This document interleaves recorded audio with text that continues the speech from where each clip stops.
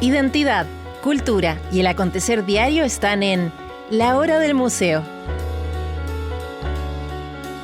Desde ahora, les invitamos a un encuentro cotidiano con nuestra historia. Aquí comienza La Hora del Museo, un programa del Museo Histórico Nacional y Radio USACH 94.5. ¿Cómo están? ¿Cómo les va? ¿Cómo les ha ido esta semana? Aquí estoy, como me pueden ver, con un nuevo libro, un nuevo lanzamiento de Guillermo Parvex, Soldado por circunstancia. Un profesor en el asalto y toma del Morro de Arica. Yo he estado ahí en el Morro de Arica, creo que es un lugar que todos deberíamos estar alguna vez. Estuve ahí sin saber mucho de esa historia que a veces no nos cuentan tanto. Sabemos el icono de esa ciudad, pero no sabemos qué es lo que pasó antes de que pudiéramos llegar hasta esa cima. Hoy día vamos a estar conversando de esta novela histórica, como les decía, con su autor, Guillermo Parvex. Bienvenido al programa. Qué gusto volvernos a encontrar, Guillermo. Muchas gracias, Rocío, por la invitación, y realmente un gusto porque son entrevistas muy entretenidas y muy interesantes las que tengo cada vez aquí contigo. Qué bueno, yo también me entretengo muchísimo, esperamos que ustedes también, esa es la idea de que nos juntemos a conversar aquí. Yo estoy anonadada, Guillermo, porque hace casi un año que nos encontramos por tu anterior novela. Escribes con una rapidez impresionante, tremendas novelas muy interesantes, muy entretenidas y que además tienen un nivel de investigación bastante grande, muy prolijo. ¿Cómo lo haces? Bueno, primero con ganas. Creo que escribir para mí no es un oficio, sino que es realmente una vocación o un placer, no sé cómo llamarlo. Me siento realmente entusiasmado siempre por investigar y después por escribir. Bueno, vamos a recapitular de la última vez que nos vimos, conversábamos de que éramos colegas, compartimos formación, profesión, pero hay un salto grande de pasar de las comunicaciones, del periodismo a escribir novelas históricas, es bastante difícil eso. Así que quería pedirte que recapitular un poco de tu historia personal que te lleva a ser hoy día un escritor bestseller de novelas históricas. Bueno, la verdad es que yo siempre quise escribir. Era un deseo que tenía, creo que desde el colegio, pero se acentuó mucho más en la universidad, con algunas clases de literatura, pero nunca se dio la oportunidad, porque primero yo fui un reportero, un reportero sin horario, yo cubría policía, tribunales, después fui editor. Después me dediqué a las comunicaciones corporativas y nunca tuve el tiempo de hacerlo. Pero ya cuando mis hijos crecieron y bajó el nivel de trabajo, y más cuando ya decidí jubilar, ahí ya me dediqué por entero a la literatura. Al fin hacer eso que había estado claro, queriendo y soñando tantas toda décadas. la vida. Qué bueno. Me imagino que mucho de eso, yo no sabía la otra vez que habíamos conversado que cubrías policiales y toda esa parte que a veces añora, a veces se mira con romanticismo del periodismo, como tú decías, sin hora, ahí 24/7, al pie de la noticia, al pie del cañón. Bueno, fue una muy buena escuela para escribir a presión. ¿no? Creo que eso me sirvió mucho. Además hay que pensar que esto era en los años 70 y 80, cuando se escribía a máquina y no te podías equivocar mucho. No era borrar y como en el computador, entonces era toda una lucha contra el tiempo. Por eso creo que también la misma tecnología existente me permite escribir con mucho más soltura. Totalmente, además investigar es diferente. Es muy distinto, claro, porque yo, por ejemplo, puedo investigar archivos en Perú desde mi casa. Es cosa de que yo haga los contactos necesarios, me dan una clave de acceso y si hay que pagar algún tipo de fotografía, de archivos antiguos, lo hago todo a distancia. Entonces eso ayuda demasiado. Antes había que ir a la fuente físicamente siempre. Claro que sí, y ahí, bueno, meterse en las bibliotecas, en los sótanos, en los archivos. Pero eso igual es súper atractivo. Sí, Es muy atractivo porque no está todo indexado, entonces tú te puedes encontrar de repente con grandes sorpresas. Así es, ¿no? Vámonos a la novela que nos convoca hoy. La última vez que nos encontramos hablamos del sur de Chile, de lo que ocurría Sí, ahí en territorio mapuche, en la Araucanía, y ahora te vas al otro al extremo, norte. al norte. ¿Cómo fue este cambio? Yo pensé que a lo mejor iba a seguir con temas allá de la Araucanía. Bueno, yo creo que cerramos esa trilogía de Mapuche, pero eso no significa que la historia esté cerrada. Eh, Posiblemente a futuro incursione nuevamente en ese tema que realmente me apasiona mucho. Pero volví a esto porque era una cosa pendiente, que era una obra que yo en algún momento la diseñé en mi cabeza y la tenía pendiente. Entonces ahora me dediqué a trabajar en ella, que es una novela histórica, no una crónica como eran otros libros míos, Claro. sino que el mismo estilo de las del Gulumapu. Aquí te quiero preguntar de entrada, ¿este profesor o este soldado por circunstancias son personajes creados por ti para ir narrando estos hechos históricos o por ahí existieron personas que tenían estas características? ¿Cómo creaste estos personajes? Existieron personas con esas características que lamentablemente la historia dejó muy pocos vestigios de ellos, excepto el nombre y la profesión. Entonces yo inventé este personaje basándome en esas personas. Pero ese es el único personaje de ficción que hay en esta novela, el profesor. Los demás son todos reales. Los nombres, los lugares, las situaciones personales, eso todo es real. Pero me inspiré en varios maestros que fueron a la guerra y que fueron por las circunstancias de la vida, por eso el título. Es verdad que hubo profesores ahí en la guerra. Sí, claro, claro. Y eran de esta universidad la mayoría, porque eran profesores de la Escuela de Arte y Oficio. Fueron muchos, tanto a la Marina como al Ejército.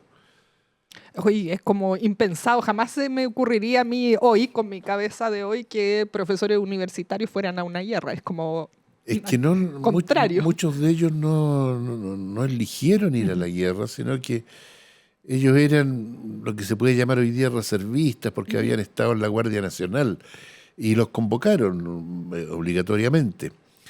Y de la Escuela de Arte y Oficio fueron muchos porque eran muy útiles en todo lo que era la mantención de Claro. equipos, tanto terrestres como en la Marina, que además era una escuela muy con enseñanza muy técnica, era la única que enseñaba Claro. técnicas.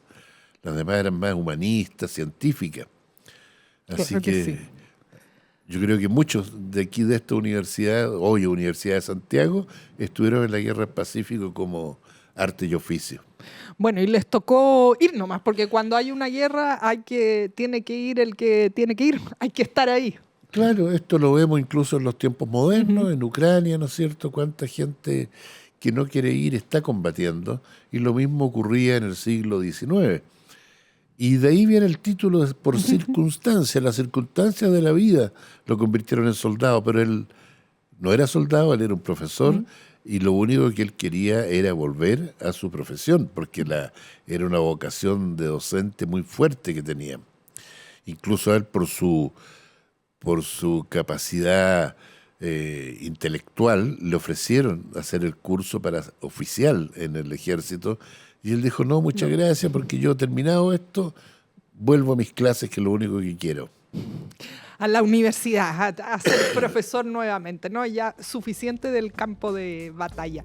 Te invito a que hagamos una pausa, ¿Ya? Guillermo, para al regreso continuar recorriendo las páginas sin adelantarnos, por supuesto, a la historia de Soldado por Circunstancia, esta última novela de Guillermo Parvex.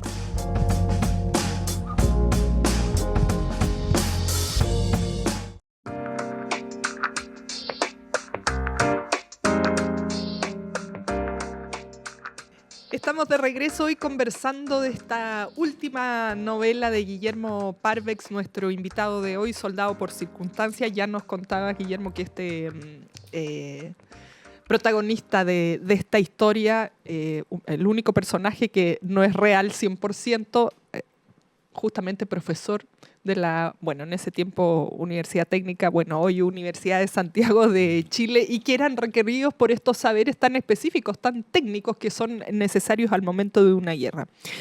Vámonos a la Guerra del Pacífico, que es la gran guerra que siempre se nos cuenta.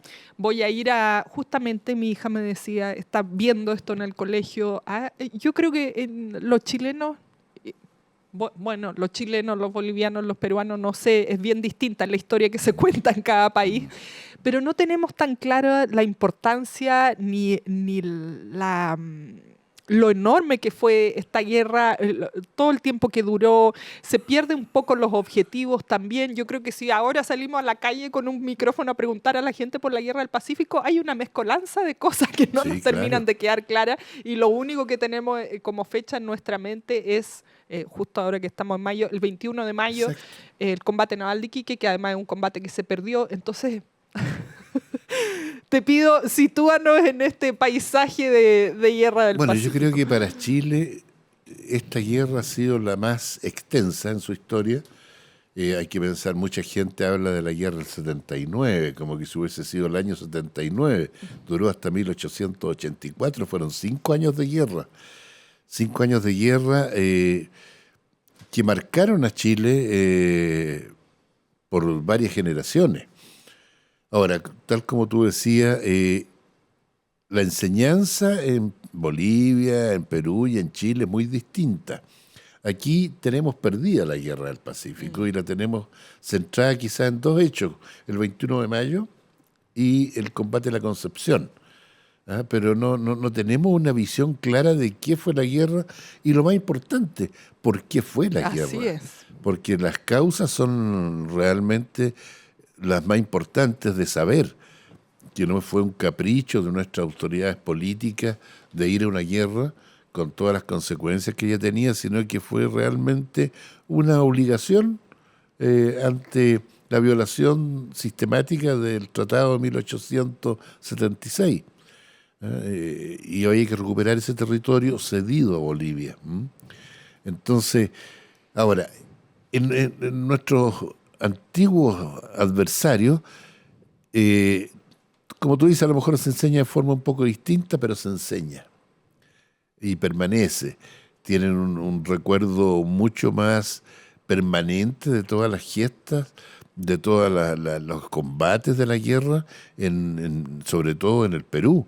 Y bueno, también en Bolivia, pero en Perú la enseñanza básica y media dedica una gran cantidad de tiempo y de espacio a la Guerra del Pacífico. Ahora, yo no sé si será bueno o malo, porque eso hay que pensarlo también. A lo mejor entrega más conocimiento a las nuevas generaciones, pero también entrega odios. Y los odios no nos dejan avanzar muchas veces. Entonces, por eso yo no me atrevería a decir si es bueno o es malo, y si es bueno o malo lo que se ha hecho en Chile de tratar de olvidarle y quedarse con 2 gestas nada más, que son las 2 fechas que todos recordamos siempre.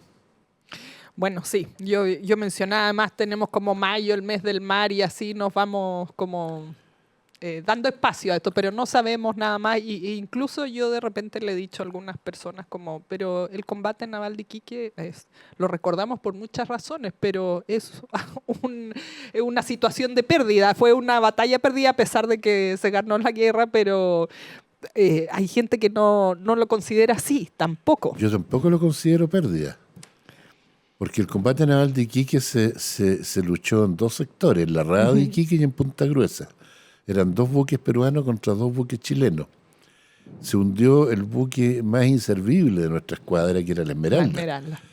Y la Covadonga hundió el buque más poderoso de la escuadra peruana, por la independencia. Por lo tanto, si tú lo miras en términos de pérdidas, el que perdió más ahí fue Perú, y por lo tanto es un triunfo chileno.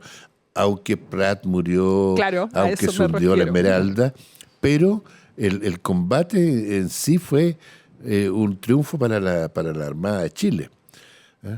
Ahora, las características que tiene ese combate es que encendió el fervor patriótico por el heroísmo de los tripulantes de la Esmeralda. Y eso permitió, digamos, el esfuerzo no solamente de los reclutas que fueron a la guerra, sino que también de grandes sectores sociales de la sociedad que empezaron a volcar todo su esfuerzo en la guerra. Estamos hablando ahí de grandes fábricas que paralizaron toda la producción civil. Por ejemplo, había una textil que era la más grande, que era Bellavista, Tomé, que separó todos sus paños y se dedicó solamente a fabricar uniformes. Wow. ¿Cómo cuánta gente habrá ido a la Guerra del Pacífico? En los 5 años se calcula que fueron entre 65 y 70.000 personas. Además que iban con las familias, ¿no? Iban con mujeres a veces, Mira, iban menores. Eso fue algo bien especial y que habla un poco del cariño o del deseo de permanecer en familia. Porque muchas veces se habla de las cantineras como las prostitutas que seguían al ejército, y eso se marca por la palabra cantinera, se asocia a cantina, ¿no es cierto? Y cantina al trago. Sí. Pero no es así. Se llamaban cantineras porque ellas se desempeñaban básicamente en la cantina, que era la farmacia del batallón. Qué diferente. Claro, se llamaba cantina. Le llamaban donde guardaban los remedios. Ahora, esas mujeres iban siguiendo a sus hombres. Algunas habían muerto sus maridos y ellas seguían ahí colaborando con los soldados. Y muchas fueron con las familias completas. Se dio, por ejemplo, hay casos de cantineras que se fueron con 3 hijos. Ahora, ¿qué es lo que pasaba ahí? Ellas no podían ser parte del ejército porque estaba prohibido. Entonces los comandantes las autorizaban para que sirvieran como enfermeras, como sastres, modistas para arreglar la ropa, cocineras, pero con nombre de hombre. Por ejemplo, hay cantineras que se llaman Petronila y en las listas aparecen como Pedro, la María como Mario. Esa fue la forma que tuvieron los comandantes de los regimientos de no dejarlas votadas. Y los niños, hasta los 9, 10 años, eran enrolados y actuaban como corneta o tambor de órdenes. Eso eran las telecomunicaciones de la época. Las órdenes se transmitían con corneta, con un tambor. Y esos niños lo instruyeron y eran cornetas. Varios murieron en la guerra y los niños ya de más de 13 años pasaban a ser soldados. Claro, ya. De ahí para adelante ya estaban en edad de que podían entrar al combate. Niñitos. Claro. Sí. Pero las cantineras fueron, digamos, yo creo que además un efecto psicológico que ayudó mucho al soldado de sentirse cuidado, sentirse protegido, sentir ese rasgo femenino en lugares tan desolados o en situaciones tan caóticas, que llegara una cantinera y lo curara en un momento determinado, le daba una tranquilidad. Por supuesto, adicional. ¿no? Ese cariño, esa nutrición sí, pues.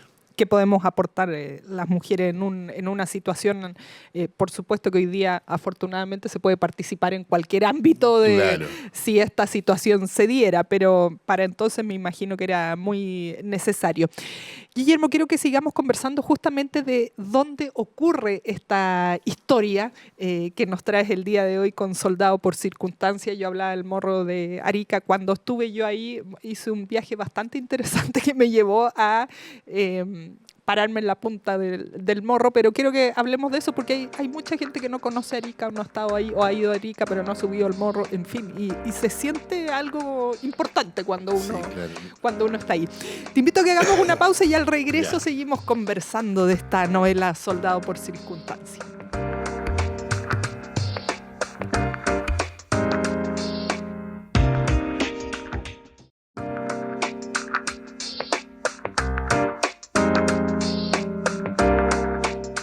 Seguimos conversando hoy día con Guillermo Parvex, como yo les decía, escritor de una serie de novelas históricas que nos han llevado a ciertos temas fundamentales de por qué nos configuramos como el país que somos hoy día. Yo mencionaba que la última vez que nos encontramos, Guillermo, estuvimos hablando otra novela histórica de una saga que hablaba de lo que ocurría en la Araucanía.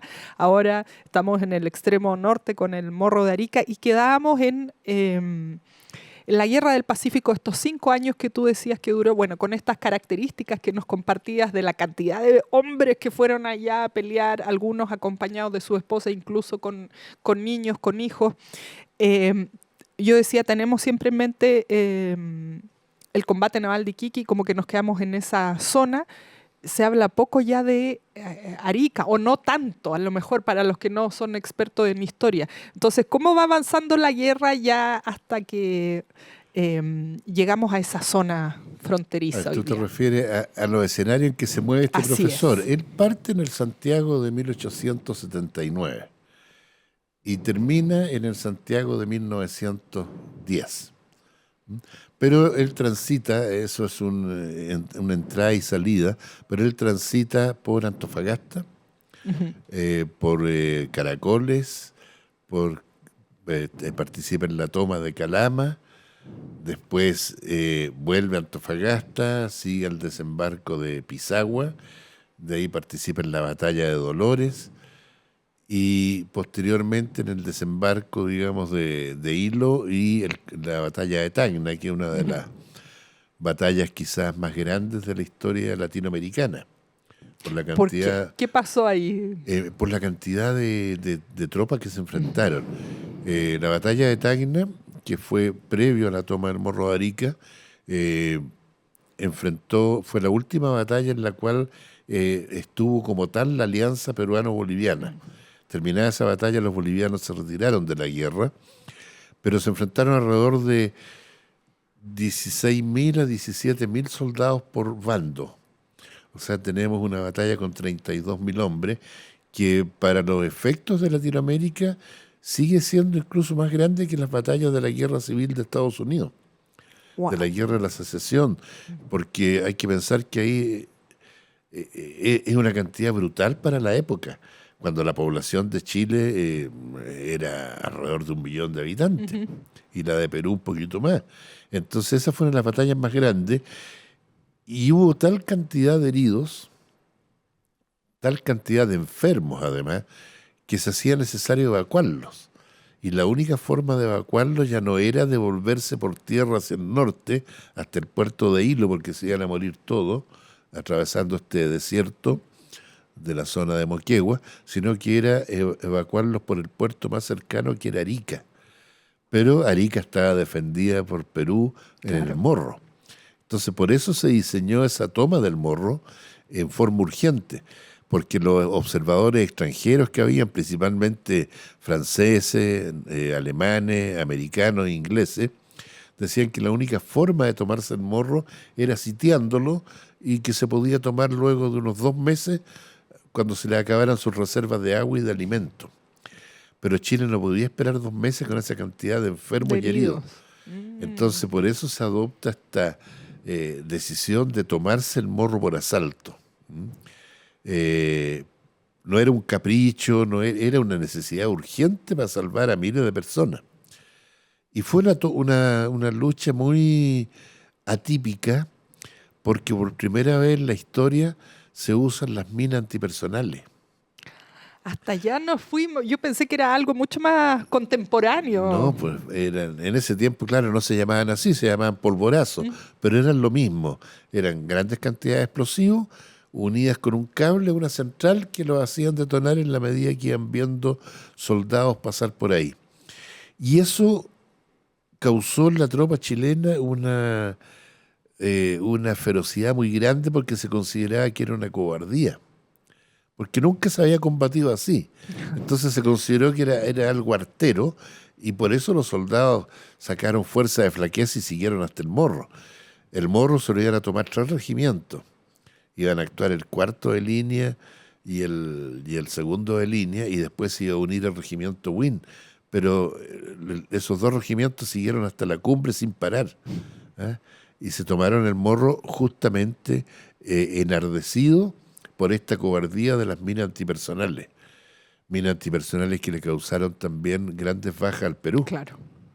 Porque cuando ya estaban en la cumbre, del Morro, y los peruanos hicieron detonar las últimas cargas que incluso mataron a peruanos que ya estaban prisioneros. Y ahí viene lo que hay que reconocer, que la tropa se desbandó y no le perdonó la vida a ningún jefe ya rendido de los peruanos. Bolognesi, Moore, todos esos fueron ejecutados por la tropa que desbandada por estos polvorazos.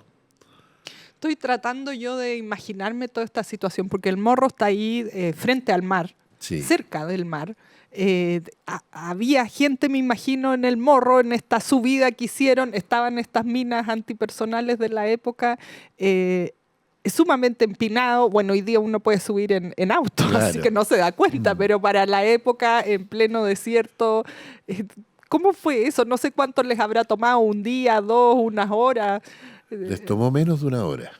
¡Wow! Rapidito. Muy rápido. Fueron 55 minutos cronometrados por los observadores británicos y alemanes, que estaban en buques de la armada de ellos, que estaban observando el conflicto. Lo que pasa que el Morro estaba por el lado de tierra, tenía fuertes.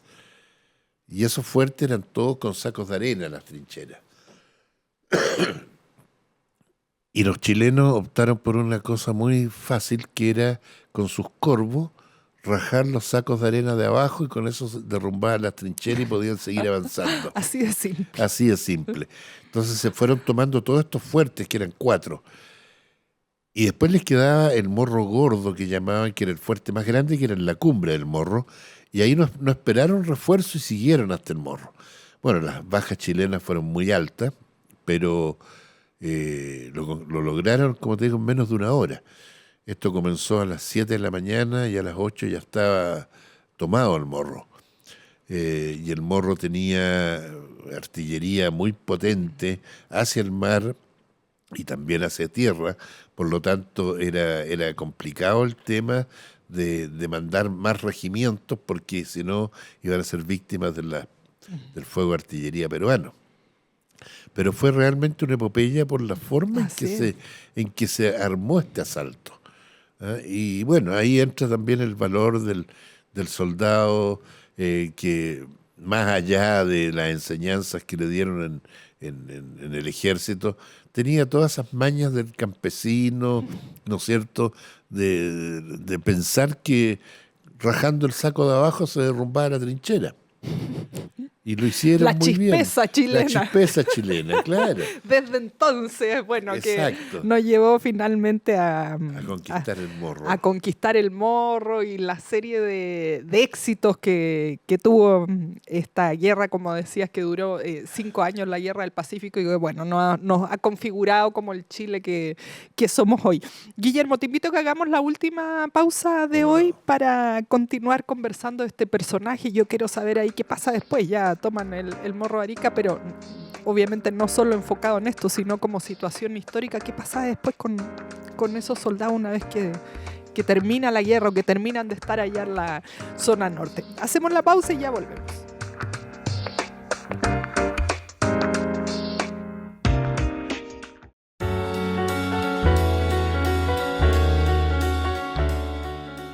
Seguimos conversando de los episodios importantes de la Guerra del Pacífico, que está contado aquí de una manera tan interesante, entretenida, en este Soldado por Circunstancia, la última novela que se acaba de lanzar de Guillermo Parvex. Guillermo, bueno, esta tremenda epopeya, como tú decías, de tomarse en menos de una hora el Morro de Arica, con otras intenciones, pero finalmente están ahí, y eso es una posición estratégica importantísima. ¿Qué pasó ahí? Con eso dicen, ya ganamos toda esta guerra, conquistamos todo este territorio. ¿Cuál es la sensación que viene después de eso? Esa fue la idea inicial del gobierno de Aníbal Pinto, que ya conquistaba Arica y Tacna. Había que negociar. Pero las negociaciones, que fueron manejadas, digamos, como árbitro por Estados Unidos, fueron muy negativas para Chile. Por lo tanto, no se pudo alcanzar la paz en 1880, Porque en la medida que Estados Unidos, en el fondo, era más representante de Perú que árbitro, las exigencias eran tan altas como, por ejemplo, devolver todo lo conquistado, que Chile en ese tiempo no estaba dispuesto, porque en el fondo hay que mirar los hechos con las leyes de la época y no con las de ahora. Y en esa época la guerra se regía por el derecho de gente, y el derecho de gente decía que el vencedor tenía el derecho a ser resarcido de los gastos incurridos en la guerra. Entonces, ¿cómo Chile iba a devolverse a tal? Claro. Después de haber perdido miles de hombres y de un gran esfuerzo financiero para el país? Pero junto con eso, al norte de Tacna y hasta Lima, se estaban formando 2 ejércitos más del Perú. Entonces ya era un hecho que Perú no iba a aceptar este corte de su territorio, y la guerra iba a continuar. Entonces se decidió, después de varios consejos de gabinete, continuar la guerra hasta obtener la rendición del Perú, y no dejar una línea de defensa por años, quizás, y una tregua inexistente. Como te digo, la idea fue parar la guerra en ese momento, pero fue imposible. Y estamos hablando de que continuó 3 años y medio más, hasta la toma de Lima, y después, digamos, la guerra de la Sierra, y después la toma de Arequipa, etcétera. Entonces fue una idea del gobierno muy fuerte, muy potente, especialmente en el presidente Aníbal Pinto y en el ministro del Interior, de terminar la guerra en Arica. Y de hecho estuvieron paralizadas las operaciones cerca de 6 meses, y las negociaciones duraron 4 meses. Pero lamentablemente no prosperaron.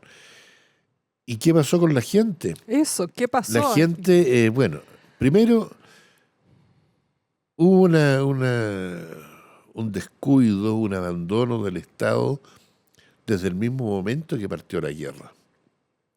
Se preocuparon de todos los aspectos, menos del aspecto monetario del soldado. Porque el soldado, del momento que era enganchado, tenía un sueldo. Claro. Pero resulta que esos sueldos se los pagaban cada 4 meses, cada 5 meses, y no se los pagaban completos. O sea, le debían 5 meses y le pagaban 2. El problema, el soldado tenía comida, tenía vestuario, tenía de todo. El problema era la familia. Claro, los que se quedaban. Los que se quedaban. Pero después vino lo más terrible. Cuando esos soldados fueron desmovilizados, fueron abandonados a su suerte. Les quedaron sueldos impagos, pero además los que merecían pensiones por haber quedado mutilados, Claro. pasaron 20 años casi tramitándola. El Estado fue muy, muy frío, muy negligente con las tropas. Demasiado. Y si, yo no sé si habrá, aquí, bueno, dentro de la historia y todo lo demás, si estuvieron los 5 años ahí, si estaban un periodo, volvían a su casa de donde fuera, que vinieran, o se terminó su periodo y usted se queda aquí en el desierto, vea cómo vuelve. No, generalmente los devolvían porque eran regimientos completos. Los que menos, o sea, los que partieron a la guerra, empezaron a regresar después de la toma de Lima. O sea, estamos hablando de 2 años después. Pero ahí fueron reemplazados por otra oleada de soldados más nuevos, excepto los oficiales, que los oficiales permanecieron casi todos los 5 años de guerra. Pero las tropas se fueron renovando. Por eso hablamos de alrededor de 60.000, porque nunca superaron los 30.000 juntos, sino que fueron renovándose. Algunos regimientos tuvieron que renovar gente por el hecho de las bajas muy, muy altas. Otros simplemente se disolvieron porque habían regimientos que eran del ejército y otros que eran unidades cívicas. Y las unidades cívicas las mantenían las comunas. Entonces se les acababan los recursos. Increíble. Las comunas mandaban, por ejemplo, el batallón Chillán era formado por la municipalidad de Chillán. Y así tenemos alrededor de 11 batallones que eran financiados por las comunas, excepto la munición, esas cosas, pero la municipalidad y la gente de la ciudad era la que les consiguió los uniformes, los equipos, menos el armamento, que eso se lo entregaba el Estado. Pero con el transcurso de los meses ya también se agotaron esos recursos y esos batallones fueron desmovilizados y la gente se agregó a regimientos permanentes del ejército o volvieron a su ciudad. Pero como te digo, la vuelta fue triste porque se le desconocieron todos sus derechos fundamentales. Yo me imaginaba que a lo mejor volvían como héroes, que lo estaban esperando Sí, aquí. volvieron con como letrero, héroes. sí. Volvieron como héroes, la mayoría pasaron bajo arcos de triunfo en Valparaíso, después en Santiago y después en sus respectivas ciudades, donde pertenecía el regimiento. Recibieron homenajes de los escolares, de todos los ámbitos de la sociedad. El problema fue cuando ya dejaron de ser soldados, una semana después, y nadie más se acordó de ellos. Y ahí tenemos casos de soldados que mutilados. ¿Qué puede hacer un campesino que le falta un brazo para trabajar? Pero no tenía la pensión y se creó un departamento de prótesis para tanto mutilado que había, pero ese alcanzaba por un 10% las necesidades. Entonces fueron quedando abandonados y muchos soldados se convirtieron en delincuentes. Wow, qué giro. Sí, pues porque no tenían qué hacer. Otra más forma. Claro, pero sí tenían un conocimiento súper profundo de las armas, de la estrategia, y se convirtieron generalmente en lo que se llamaba cuatreros, estos delincuentes del campo. Y ese fue el final de ellos, que muchos murieron en enfrentamientos con la policía o con el mismo ejército. Por eso te digo, fue un final muy triste. Y cuando vinieron todos los homenajes y todas las pensiones, fue en la segunda década del siglo XX, 1921, 22. Muchos ya habrán muerto. Quedaban para muy entonces. pocos. Claro. Quedaban muy pocos y ahí se les entregaron todos los honores, los beneficios, pensiones, pases libres, y la gente los miraba con respeto, pero ya quedaba muy poquito. Habían pasado 40 años. El famoso pago de Chile. Exactamente, que viene de mucho antes. Así vemos ya 200 años, 150 años, 200 años atrás que seguimos con esa forma.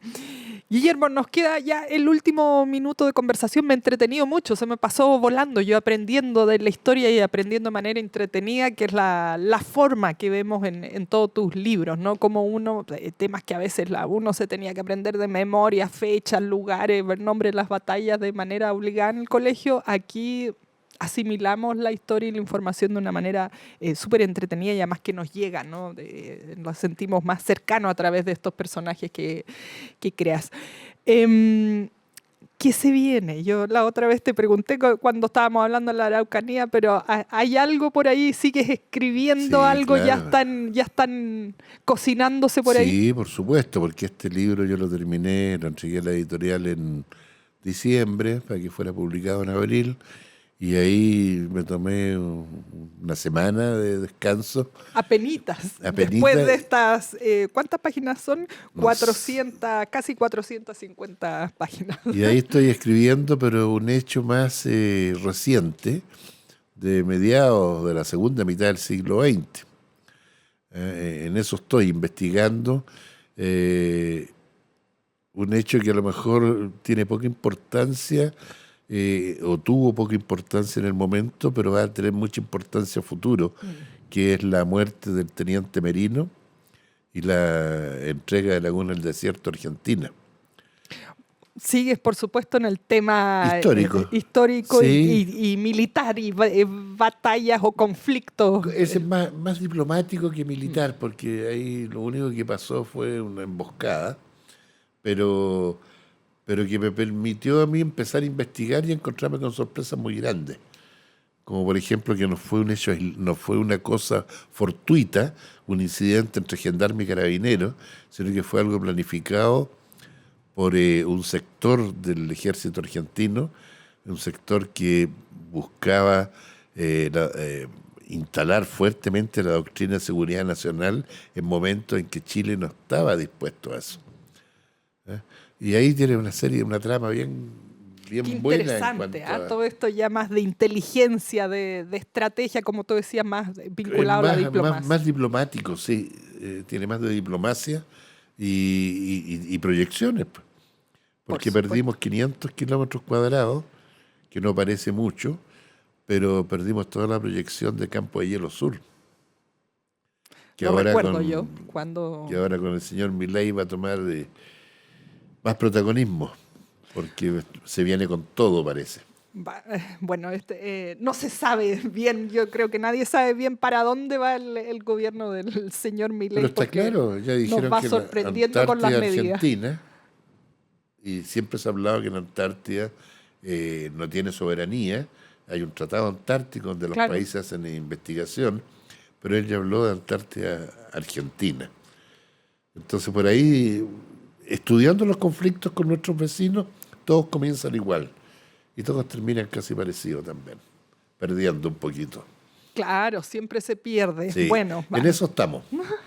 Tremendo tema, sobre todo con este contexto de lo que está pasando, sí. Como nos decías, Guillermo. Muchas gracias por compartir con nosotros historia, tu trabajo, bueno, y esta novela recién salidita del horno. No, todo lo contrario. Muchas gracias a ti, Rocío, porque es muy entretenido conversar contigo.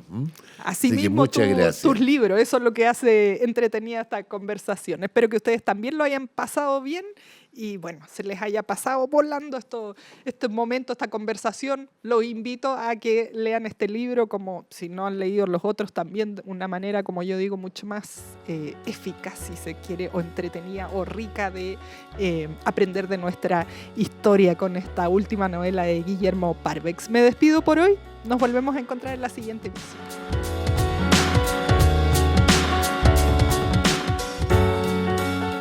Esto fue La Hora del Museo, un encuentro cotidiano con nuestra historia. Un programa del Museo Histórico Nacional y Radio USACH 94.5.